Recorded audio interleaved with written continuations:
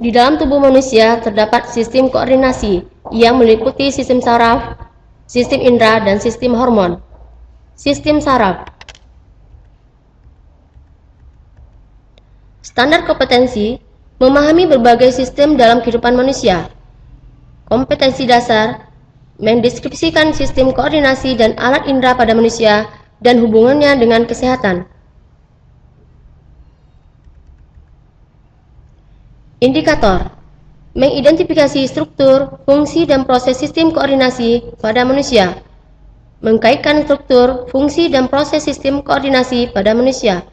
Menjelaskan struktur, fungsi, dan proses sistem koordinasi pada manusia. Dalam sistem saraf, kita mengenal beberapa istilah.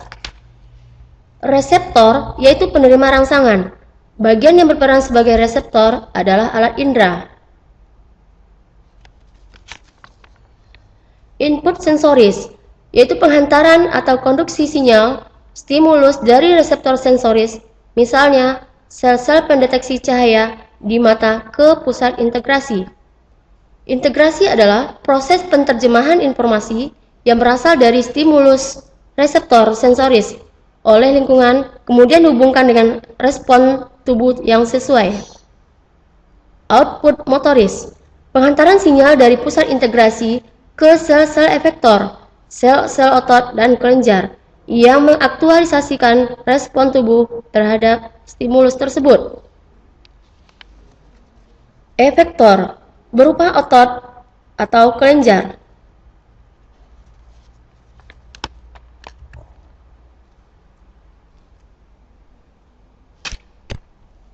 Bagian-bagian sel saraf yang disebut dengan neuron. 1. Dendrit, berupa serabut pendek sitoplasma pada badan sel yang bercabang-cabang, berfungsi menerima dan menghantarkan rangsangan dari luar ke badan sel saraf. 2. Neurit atau akson, merupakan serabut panjang dari sitoplasma, berfungsi menghantarkan rangsangan dari badan sel saraf satu ke sel saraf lain. 4. Inti sel atau nukleus. 5. Badan sel.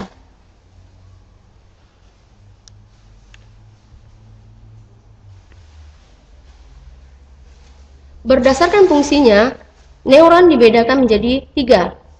1. Neuron sensorik, berfungsi menghantarkan rangsang atau impuls dari indera ke saraf pusat atau otak dan sumsum tulang belakang.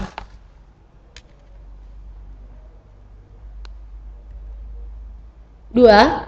Neuron motorik, berfungsi menghantarkan rangsang atau impuls dari saraf pusat otak atau sumsum tulang belakang ke otot atau kelenjar.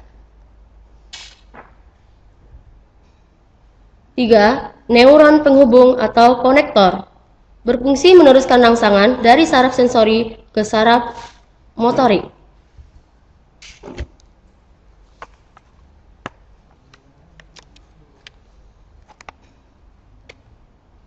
Pembagian neuron berdasarkan struktur. Ada 3 macam. 1. Neuron unipolar, yaitu memiliki 1 akson yang bercabang. 2. Neuron bipolar, memiliki 1 akson dan 1 dendrit. 3. Neuron multipolar, memiliki 1 akson dan sejumlah dendrit.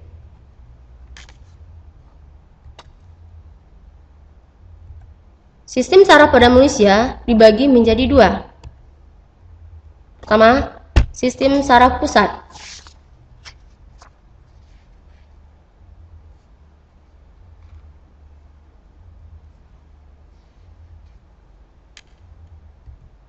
Kedua, sistem saraf tepi.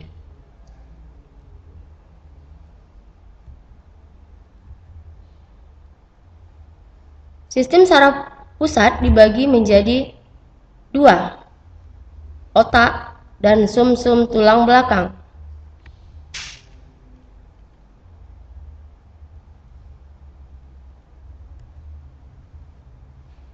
Saraf tepi terbagi menjadi 2, saraf somatis dan saraf autonom.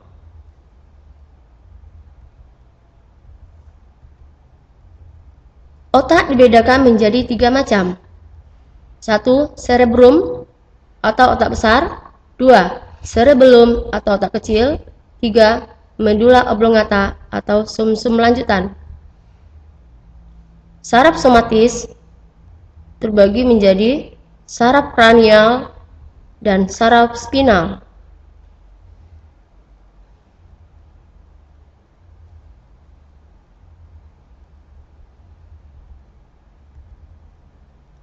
Saraf autonom terbagi menjadi dua, saraf simpatik dan saraf parasimpatik.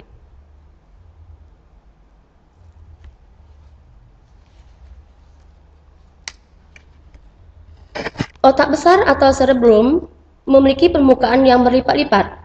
Otak besar merupakan pusat pengaturan ingatan, kecerdasan, kesadaran, dan keinginan.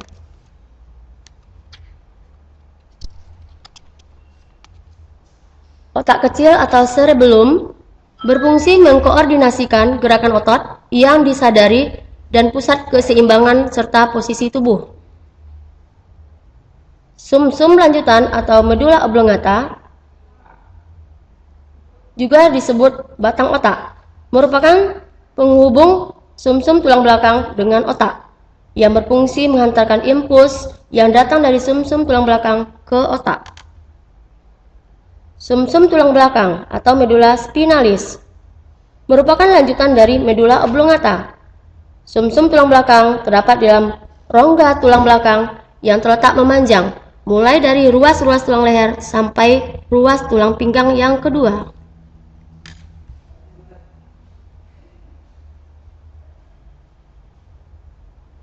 Perbandingan otak pada beberapa jenis vertebrata.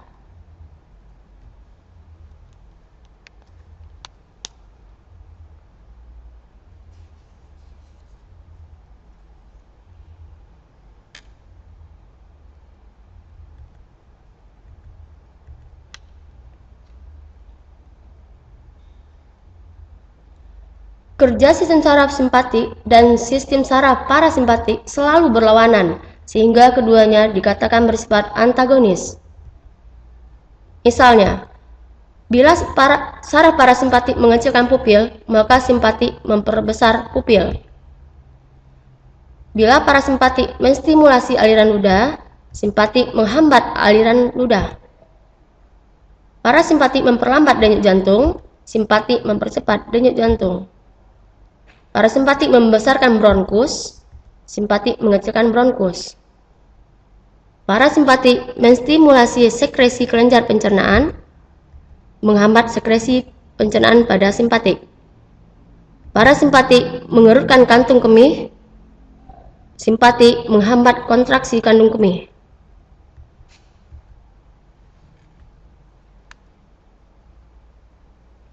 Terjadinya gerak. Gerak dibedakan menjadi dua. Pertama, gerak biasa. Contoh gerak biasa. Bila kita ingin menangkap bola yang datang ke arah kita, bola yang datang merupakan rangsangan yang diterima oleh indera penglihatan, yaitu mata. Rangsangan tersebut akan diteruskan ke neuron sensorik atau sel saraf sensorik, ke otak. Di dalam otak, rangsangan itu diolah, dan hasil pengolahan tersebut berupa pesan atau tanggapan. Selanjutnya, pesan segera diteruskan oleh neuron motorik sebagai perintah yang harus dilaksanakan oleh efektor atau otot.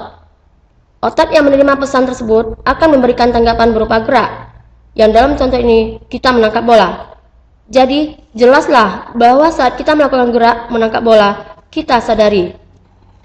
2. Gerak refleks. Contoh gerak refleks: bila telapak tangan kita terkena benda yang tajam secara tidak sengaja, secara refleks atau tiba-tiba, kita akan menarik tangan kita dari benda tersebut. Timbulnya gerakan secara refleks tersebut merupakan reaksi cepat yang tidak disadari terhadap rangsangan. Mekanisme gerak refleks tersebut adalah bahwa rangsangan atau impuls berupa rasa sakit yang diterima oleh indera peraba, yaitu telapak tangan. Rangsangan akan diteruskan ke neuron sensorik, dan neuron sensorik rangsangan segera diteruskan ke neuron asosiasi atau neuron konektor di sumsum tulang belakang, dan tanpa diolah dalam otak, tanggapan langsung dikirim ke neuron motorik. Selanjutnya, dari neuron motorik, impuls segera disampaikan ke efektor, yaitu otot. Dalam contoh gerak refleks ini, otot memberikan tanggapan dengan menarik tangan kita dari benda tajam tersebut. Jadi, pada gerak refleks, Impuls melalui jalan pendek atau jalan pintas.